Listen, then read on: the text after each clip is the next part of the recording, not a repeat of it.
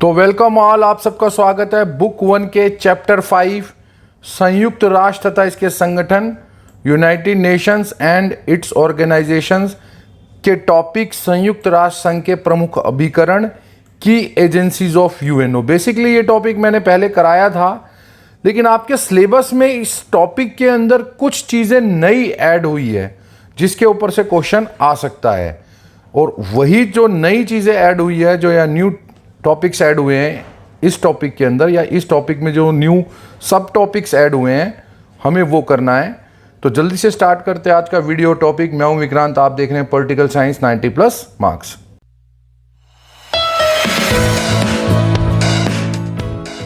तो सबसे पहले हमें इसमें पढ़ना है यूनेस्को का पूर्ण रूप। संयुक्त राष्ट्र फुल फॉर्म संयुक्त राष्ट्र शैक्षिक, वैज्ञानिक एवं सांस्कृतिक संगठन या ऑर्गेनाइजेशन है। ये इसका इंग्लिश कन्वर्जन है। यह संयुक्त राष्ट्र का एक घटक निकाय है। इसका गठन फॉर्मेशन 16 नवंबर 1945 को हुआ था। इसका मुख्यालय हेडक्वार्टर पेरिस, फ्रांस में है। आरंभ में जब ये बना था इसके केवल 20 ही सदस्य देश थे, परंतु अब इसके सदस्य देश या मेंबर कंट्री 195 से अधिक है। इसके 7 सहयोगी सदस्य हैं और 2 पर्यवेक्षक देश हैं।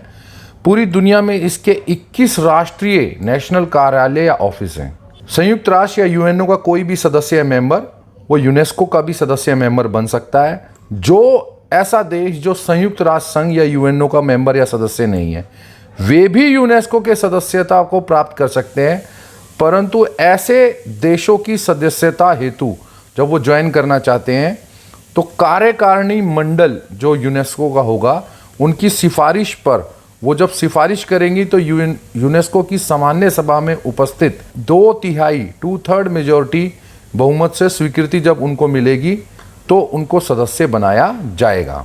दुनिया भर में 332 अंतर्राष्ट्रीय स्वयंसेवी संगठनों के साथ यूनेस्को के संबंध या रिलेशन है।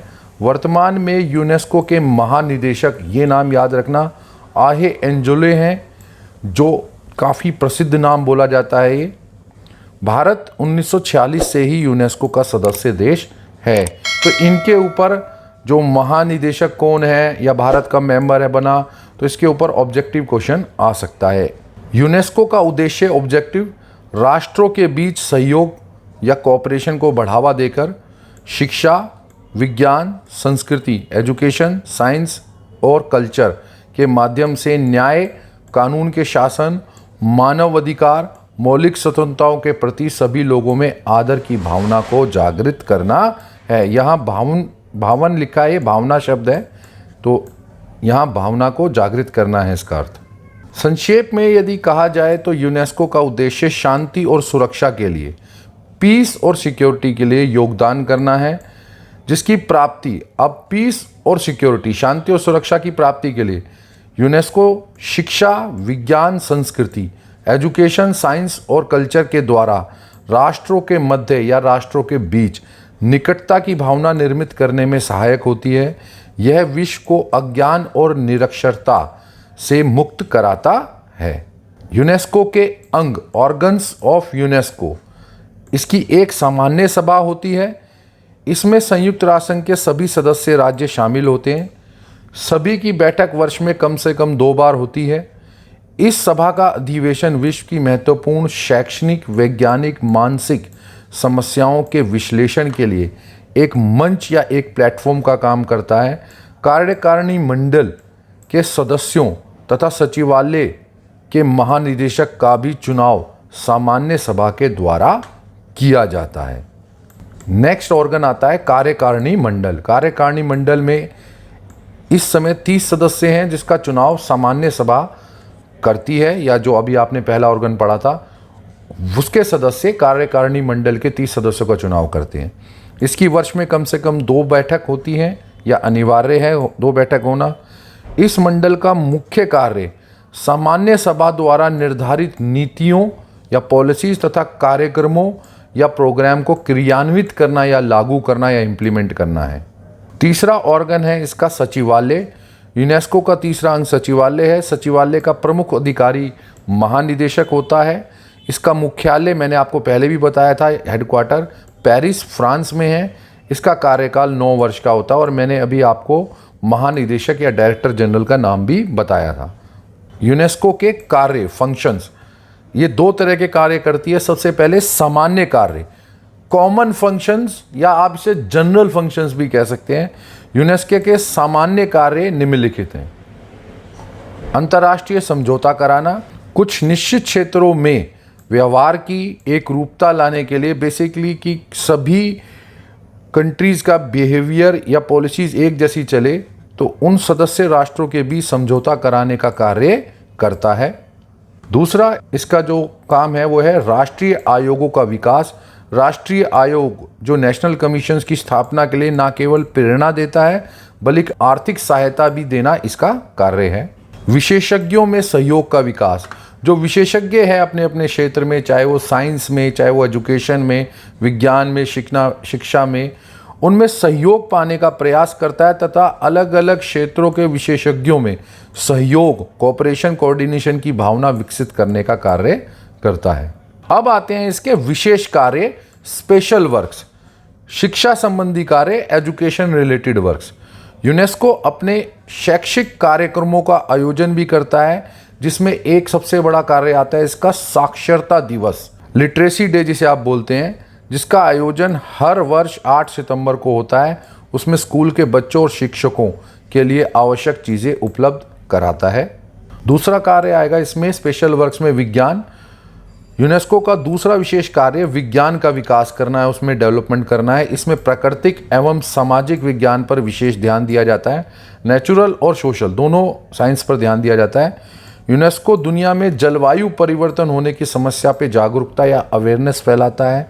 इसका एक प्रोग्राम, देखो अब ये प्रोग्राम बहुत इंपॉर्टेंट है, ऑब्जेक्टिव क्वेश्चन आ सकता है, man and the biosphere programme, जो जलवायु पर की निगरानी रखता है तथा इसमें जो अगर कोई प्रॉब्लम आई है, जलवायु परिवर्तन हुआ है जो मनुष्य के लिए हानिकारक है, तो उससे निपटने के उपाय भी खोजता है। तीसरा स्पेशल वर्क आएगा संस्कृति।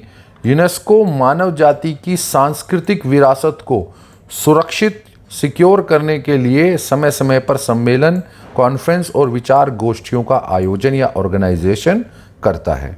चौथा, विद्वानों का आदान प्रदान, अंतर्राष्ट्रीय सहयोग जो इंटरनेशनल कोऑपरेशन को बढ़ावा देने के लिए, इंक्रीज करने के लिए यूनेस्को सदस्य देशों में विद्वान जो अलग अलग क्षेत्र में है, साइंस में, एजुकेशन में, विज्ञान में, शिक्षा में, उनका आदान प्रदान भी कराता है या करता है या कराता है। दूसरा इसका ऑर्गन जिसके बारे में हमें पढ़ना ज़रूरी है, उसके भी डिटेल्स काफ़ी पूछी जा सकती हैं, वो है यूनिसेफ। यूनिसेफ अर्थात या मीन संयुक्त राष्ट्र बाल कोष की स्थापना संयुक्त राष्ट्र की महासभा जनरल असेंबली ने 11 दिसंबर 1946 को की थी तथा यूनिसेफ के गठन में, याद रखना ये नाम जरूर आ सकता है, यूनिसेफ के गठन में, ऑर्गेनाइजेशन में पोलैंड देश जो हम जानते हैं यूरोप में है, के चिकित्सक लुडविग रॉशमन ने काफ़ी महत्वपूर्ण या प्रमुख भूमिका निभाई थी। इसकी स्थापना की आरंभिक उद्देश्य, जब ये स्थापित हुआ था या बना था, इसका मूल उद्देश्य, बेसिक उद्देश्य उस वक्त ये था कि द्वितीय विश्व युद्ध, सेकेंड वर्ल्ड वॉर में जो नष्ट हुए राष्ट्र हैं, क्योंकि सब जानते हैं यूरोप को सबसे ज़्यादा नुकसान हुआ था सेकेंड वर्ल्ड वॉर में, तो उन राष्ट्रों के बच्चों को खाना और स्वास्थ्य सेवाएं, हेल्थ सर्विस उपलब्ध कराना था। 1953 में यूनिसेफ संयुक्त राष्ट्र संघ का स्थायी सदस्य बन गया, या यूं कह लो कि एक स्थायी एजेंसी बन गई, क्योंकि उसके बाद जो देखो द्वितीय विश्व युद्ध के बाद इसने बेसिकली मूल रूप से काम करना शुरू किया। जो नष्ट हुए राष्ट्र थे या द्वितीय विश्व युद्ध में जिनका विनाश हुआ था, उनके बच्चों के लिए खाना और स्वास्थ्य सेवा। लेकिन बाद में 1953 के बाद देखा गया कि इसने अच्छा काम किया है, तो इसे परमानेंट या स्थायी रूप से सदस्य या मेंबर या एजेंसी बना लिया गया। उस समय इसका नाम संयुक्त राष्ट्र अंतर्राष्ट्रीय बाल कोष की जगह संयुक्त राष्ट्र बाल कोष कर दिया गया। वर्तमान में इसके मुखिया या अध्यक्ष एन वेनेमन हैं, तो ये नाम भी आप याद रखना। यूनिसेफ को 1965 में 1965 में उसके बेहतर कार्य के लिए, यूं कह लो कि उसके बहुत अच्छे वर्क के लिए, आउटस्टैंडिंग वर्क के लिए शांति में नोबेल पुरस्कार से सम्मानित किया गया, अवार्ड किया गया। 1989 में इस संगठन को इंदिरा गांधी शांति पुरस्कार और 2006 में प्रिंस ऑफ अस्तूरियस अवार्ड भी मिला। तो आप देख सकते हैं कि इसके कार्य अंतर्राष्ट्रीय स्तर पर इतने अच्छे हैं कि इसको बहुत सारे अवार्ड या प्राइसेस या पुरस्कार मिल चुके हैं।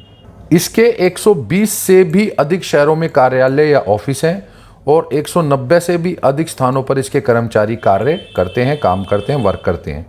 यूनिसेफ का वित्त पोषण, सबसे बड़ी बात क्या होती है किसी ऑर्गेनाइजेशन को, उसका फाइनेंशियल सपोर्ट कहाँ से मिलता है, उसको पैसा कहाँ से मिलता है।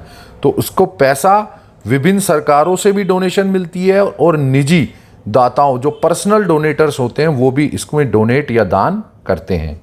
संसाधनों का 2/3 जितने भी इसके पास संसाधन या पैसा या सामान आता है उसमें 2/3 तो विभिन्न देशों की सरकारों से आ जाता है। 2/3 मतलब कि लगभग 67 या 66%। यह संसार भर के बच्चों, प्रसूति गृह, मैटरनिटी सेंटर, शिशु कल्याण, चाइल्ड वेलफेयर के केंद्र की आवश्यकताओं की पूर्ति करता है। यूनिसेफ का सप्लाई विभाग, जो इसका बेसिकली यूँ कह लो सप्लाई डिवीज़न है, जो विभिन्न क्षेत्रों में पूरे वर्ल्ड में इसका सामान को सप्लाई करता है, वो कोपेनहेगन डेनमार्क में है। यह कुछ महत्वपूर्ण सामान, अब कौन कौन से सामान ये सप्लाई करता है?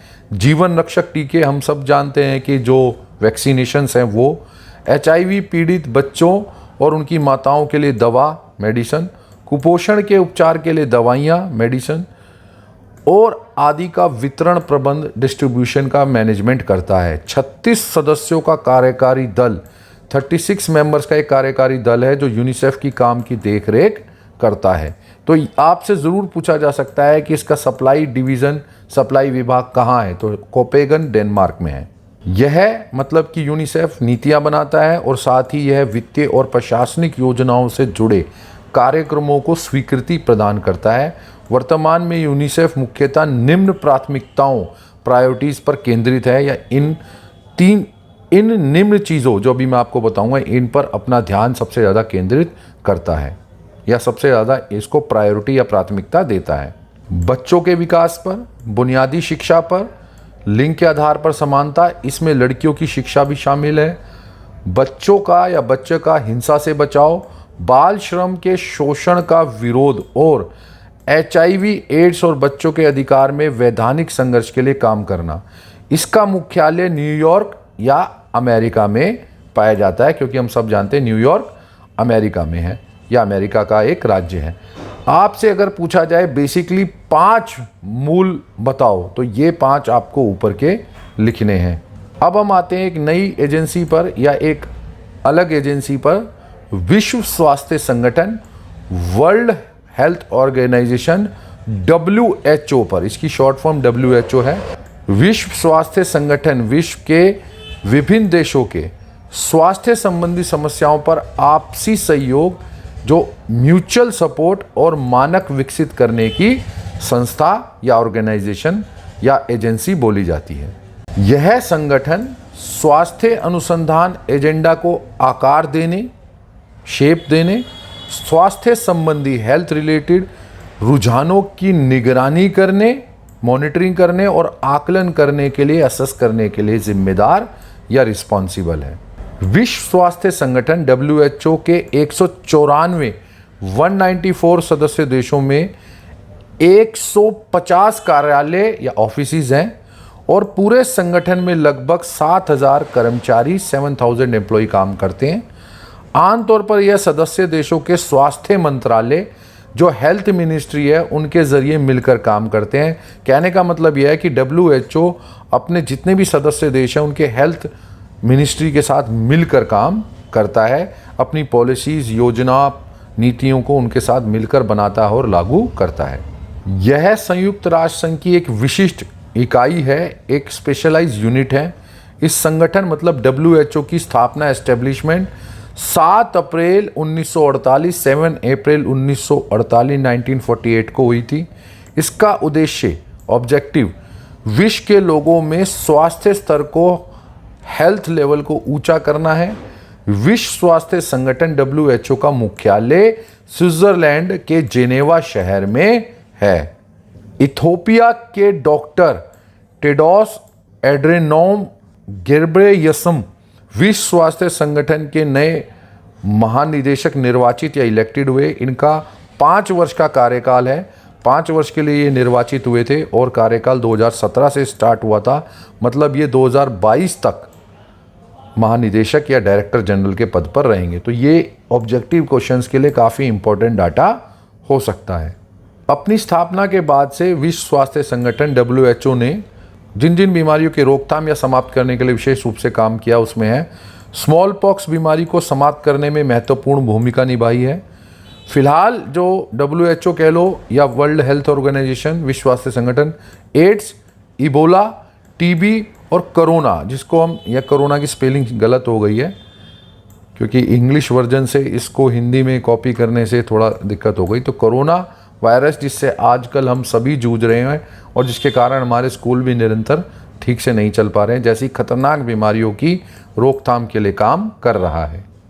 भारत के केंद्रीय स्वास्थ्य मंत्री, जो हमारे सेंट्रल लेवल के हेल्थ मिनिस्टर हैं, डॉक्टर हर्षवर्धन ने मई 2020 मई 2020 को विश्व स्वास्थ्य संगठन WHO के कार्यकारी बोर्ड के चेयरमैन के रूप में काम संभाला था। WHO की 147वीं बैठक 147th कॉन्फ्रेंस को डॉक्टर हर्षवर्धन ने संबोधित करते हुए कहा कि सभी देशों को एक होकर कोरोना महामारी से लड़ना होगा। WHO वर्ल्ड हेल्थ रिपोर्ट के लिए जिम्मेदार होता है, जिसमें पूरी दुनिया से जुड़ी स्वास्थ्य संबंधी हेल्थ रिलेटेड परेशानियां या जो प्रॉब्लम्स है उसका सर्वे होता है। तो आप समझ सकते हैं कि आपसे पूछा जा सकता है कि भारत की तरफ से किसने 147वीं बैठक को संबोधित किया था, तो आपको नाम याद होना चाहिए, डॉक्टर हर्षवर्धन। और कौन सी बैठक 147 कब हुई? 2020। नेक्स्ट ऑर्गेनाइजेशन या एजेंसी के बारे में जिसे हमें पढ़ना है वो है अंतर्राष्ट्रीय श्रम संगठन या संघ, इंटरनेशनल लेबर ऑर्गेनाइजेशन। इसे शॉर्ट फॉर्म इसका ILO भी बोला जाता है। अंतर्राष्ट्रीय श्रम संघ या अंतर्राष्ट्रीय श्रम संगठन या इंटरनेशनल लेबर ऑर्गेनाइजेशन अंतर्राष्ट्रीय आधारों पर, इंटरनेशनल बेसिस पर मजदूरों, श्रमिकों, लेबर्स के हितों, इंटरेस्ट की रक्षा या सिक्योरिटी के लिए नियम, रूल बनाता है। इसकी स्थापना, याद रखना, ज़्यादातर अभी तक आपने जितने भी एजेंसीज देखी वो सब आपने देखा सेकेंड वर्ल्ड वॉर के बाद हुए या 1945 के। लेकिन ILO इज़ द, मैं कहता था, ओल्डेस्ट एजेंसी। तो इसकी स्थापना प्रथम विश्व युद्ध, फर्स्ट वर्ल्ड वॉर के बाद हुई, 1919 में हुई। अंतर्राष्ट्रीय स्तर पर, इंटरनेशनल लेवल पर मजदूरों के अधिकार, लेबर्स के राइट और के लिए, लेबर्स की राइट्स की सुरक्षा के लिए या मजदूरों के अधिकारों की रक्षा के लिए अंतर्राष्ट्रीय श्रम संघ का संगठन या गठन किया गया। यह श्रम मानक निर्धारित करने, नीतियां विकसित करने और सभी महिलाओं तथा पुरुषों के लिए सभ्य कार्य को बढ़ावा देने के लिए कार्यक्रम तैयार करने हेतु 187 सदस्य देशों की सरकारों, गवर्नमेंट, नियोक्ताओं और श्रमिकों को एक साथ लाता है। तो एक ऐसा प्लेटफॉर्म है जहां सभी 187 सदस्य देश जो इसमें शामिल है, उनकी गवर्नमेंट, उनके नियोक्ता मतलब एम्प्लॉयर जो काम दे रहे हैं और उनके श्रमिक जो उसमें काम कर रहे हैं, उन सबको एक साथ एक मंच पर लाता है। यह संयुक्त राष्ट्र की एकमात्र त्रिपक्षीय ट्राइलेटरल संस्था या बॉडी है। 1969 में इसे विश्व शांति के लिए नोबेल पुरस्कार से भी सम्मानित या अवॉर्डेड किया गया था। 2019 में अंतर्राष्ट्रीय श्रम संगठन ILO ने अपनी 100वीं वर्षगांठ मनाई। इसका मुख्यालय जेनेवा, स्विट्जरलैंड में है। ILO के उद्देश्य या अंतर्राष्ट्रीय श्रम संगठन या अंतर्राष्ट्रीय श्रम संघ के उद्देश्य, कार्य के मानकों और मौलिक सिद्धांतों तथा अधिकारों को बढ़ावा देना और उन्हें वास्तविक धरातल पर लाना इसका प्रमुख उद्देश्य या ऑब्जेक्टिव है। सभ्य कार्य सुनिश्चित करने हेतु बेसिकली क्या है कि ऐसे जो सिविलाइज वर्क है उनको सुनिश्चित करने हेतु महिलाओं, लेडीज और पुरुषों, जेंट्स के लिए अधिक से अधिक रोजगार के अवसर, जो एम्प्लॉयमेंट के अपॉर्चुनिटीज़ है, उनको क्रिएट करना या सृजित करना इसका एक और ऑब्जेक्टिव है। सभी के लिए सामाजिक सुरक्षा प्रदान करना, सभी को एक सोशल सिक्योरिटी प्रदान करना, सामाजिक सुरक्षा कार्यक्रमों जो सोशल सिक्योरिटी प्रोग्राम्स की प्रभावशीलता को बढ़ाना भी इसका उद्देश्य है। त्रिपक्षीय एवं सामाजिक संवाद को मजबूत करना। देखो, त्रिपक्षीय ट्राइलेटरल का मतलब हो जाता है जिसमें एक पक्ष सरकार गवर्नमेंट आ गई, एक पक्ष नियोक्ता एम्प्लॉयर आ गया, जो उद्योगपति पूंजीपति जो उद्योग लगाते हैं काम देते हैं वो आ गया, और एक पक्ष श्रमिक या मजदूर आ गए जो काम करते हैं। तो इन सब के बीच सामाजिक संवाद, सोशल डायलॉग को मजबूत करना भी इसका एक उद्देश्य है। तो अब हम आते हैं अंतर्राष्ट्रीय श्रम संघ या अंतर्राष्ट्रीय श्रम संगठन या ILO इंटरनेशनल लेबर ऑर्गेनाइजेशंस के कार्य या फंक्शंस पर, या यूं कह लो वर्क्स पर भी। पहला कार्य आता है सामाजिक एवं श्रम समस्याओं, सोशल और लेबर जो संबंधित प्रॉब्लम को सुलझाने में सदस्य राष्ट्रों की सहायता या हेल्प करता है। दूसरा फंक्शन आता है सामाजिक तथा श्रम मुद्दों को हल करने हेतु निर्देशित समन्वित कोऑर्डिनेटेड नीतियां या पॉलिसीज एवं कार्यक्रमों या प्रोग्रामों का निर्माण करता है। तीसरा आता है मानव अधिकारों, काम करने का अधिकार, संघ की स्वतंत्रता, सामूहिक वार्ता, बलात् श्रम या यूं कह लो जबरन मजदूरी से सुरक्षा, भेदभाव से सुरक्षा इत्यादि का संरक्षण करना या इन सब से बचाना और इन सब की सुरक्षा करना। नेक्स्ट आता है सामाजिक एवं श्रम मुद्दों पर कार्यों का अनुसंधान तथा प्रकाशन करना। तो ये है इसके आपके सामने फंक्शंस या वर्क। इसके साथ ही आपका ये टॉपिक और वीडियो होती है ख़त्म। अब हमारे पास सिर्फ एक वीडियो बची है, वो बहुत इंटरेस्टिंग होने वाली है। वो है भारत की परमाणु नीति, भारत का नाभिकीय प्रोग्राम, इंडिया की न्यूक्लियर पॉलिसी या यूं कह लो इंडियाज़ न्यूक्लियर प्रोग्राम। और उसके बाद आपका सिलेबस 100% ख़त्म हो जाएगा, फिर हम रिवीजन करेंगे। तो थैंक यू फॉर वॉचिंग। जल्दी मिलेंगे अगली वीडियो में। मैं हूं विक्रांत, आप देख रहे हैं पॉलिटिकल साइंस 90+ मार्क्स।